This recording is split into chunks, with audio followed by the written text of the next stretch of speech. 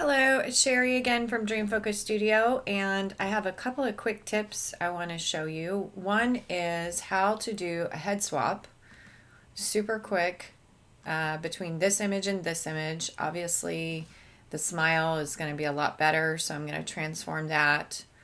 Also, how to just kind of smooth up the background a little bit better. Here we are in Texas. We always get these stupid wrinkles in the background. There's nothing I can do about them. I've stored my backgrounds fine. They still show up in all my images. So I've found a very quick way to fix that. So first things first, let's just take this head and put it over here. So what I'm going to do is take my lasso tool and circle around his head. I'm going to do an edit copy, and we're going to edit paste or control V for a shortcut. Right away we see the head is way too big, so we're going to drop the opacity down of this layer that it created so I can see through, and I'm going to edit free transform, and holding shift down will keep the aspect intact, and I'm going to drag my stuff down and the corners down until it looks about right. So I'll find something that's common in the photo, like say maybe an ear, a nose, some eyes. Let me zoom in so we can see this a little bit better.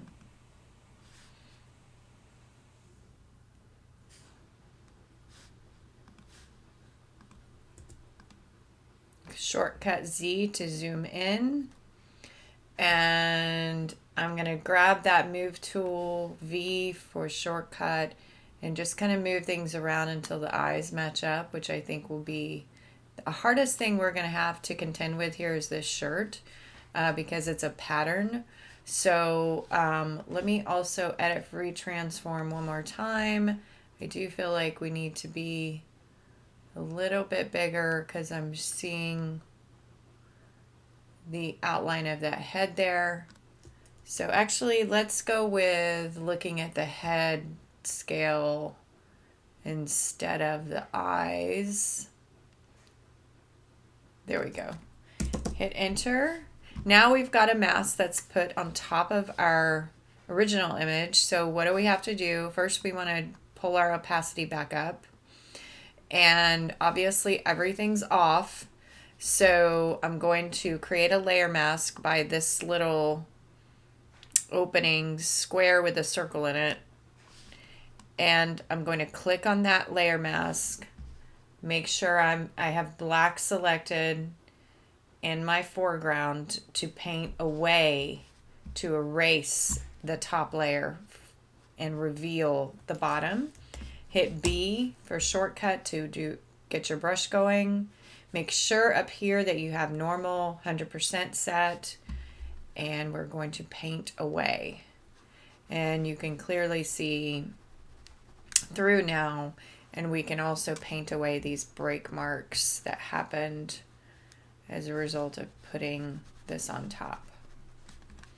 I'm going to right click and lower my brush a little bit and just get a smaller brush so I can fine tune the top of his head.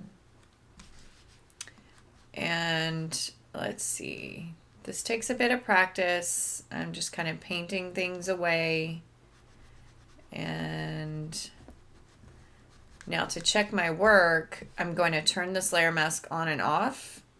I can see some little pattern stuff showing up here, so I'm going to go in and paint that away.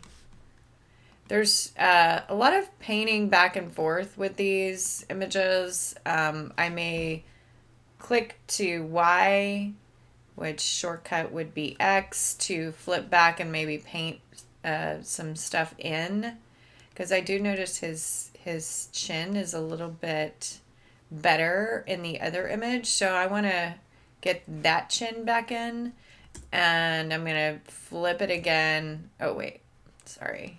Let's carry on first. Flip it again to reveal the shirt.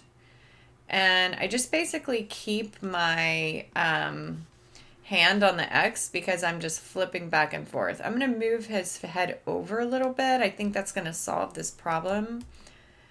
because, yeah, there we go. And you're just flipping back and forth, revealing.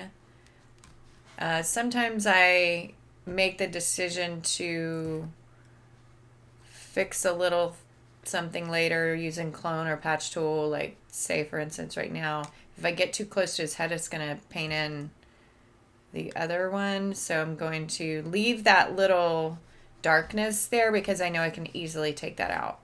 So let's flip back and forth again. We still see a little bit of haloing around over here, so maybe I can fix that. But knowing that I'm going to come back and fix the background, I know I'm going to fix all of that here in a minute.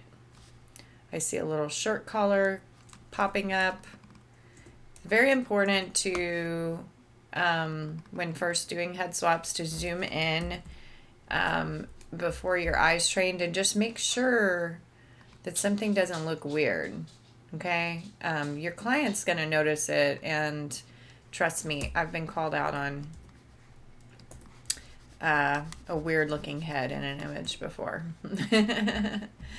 So, okay, so now we're going to flatten our image by going to Layer, Flatten Image. I'm going to fix this little thing up here, this darkness that happened, by getting the patch tool and just selecting around it and dragging it around to kind of blend it out. Okay, now let's go fix the background as mentioned. Now this background is not that bad, but yeah, I've had way worse. So this one's pretty good, but I still see like barely.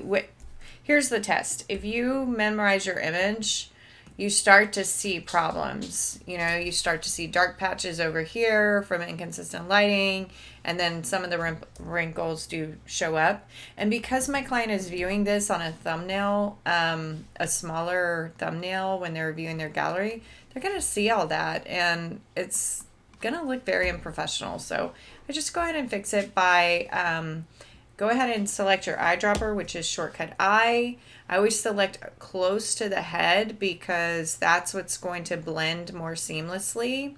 So I'm going to pick the light part over here on the lit side of his face here. I'm going to take our gradient tool, this shortcut G, and we're going to draw a line towards the light. Okay? Now that's created a layer. Now I'm going to create a new layer to do the other side. But this one, we're going to take I again, and let's turn this one off. And we're going to get over on this side of him because it's a darker side, okay? And we're going to take our gradient tool again, and I'm going to draw towards this way, okay? Now, let's turn this layer back on. Now, as you see, he's just covered. So we got to merge these two layers together to make this quick and easy. So select, shift select this one, right click, merge layers. Now they're one layer. Make a layer mask, and we're going to drop the opacity of this layer down, and I just eye it to see where I want it to be. Since some backgrounds, if they're really messed up, I'm going to go high, maybe around 80%. If a background's barely messed up, I'm going to go really low. This one, I start to see that problem disappear when I get out to about 60.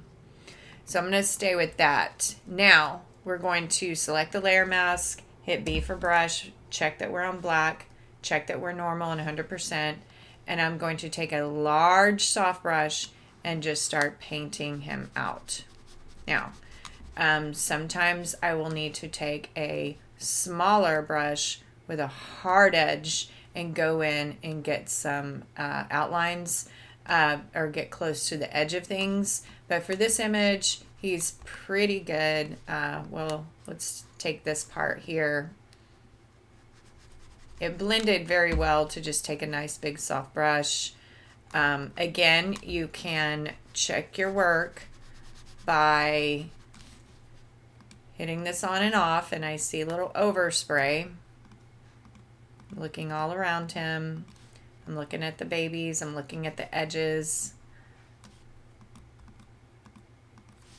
See some right here. And you can also look at your mask and see where, if you've left something out. Okay, now again, we can check our work by minimizing him and just seeing if it looks natural. Looks pretty good. So yeah, that's it. We're going to merge the layer and deliver to the client.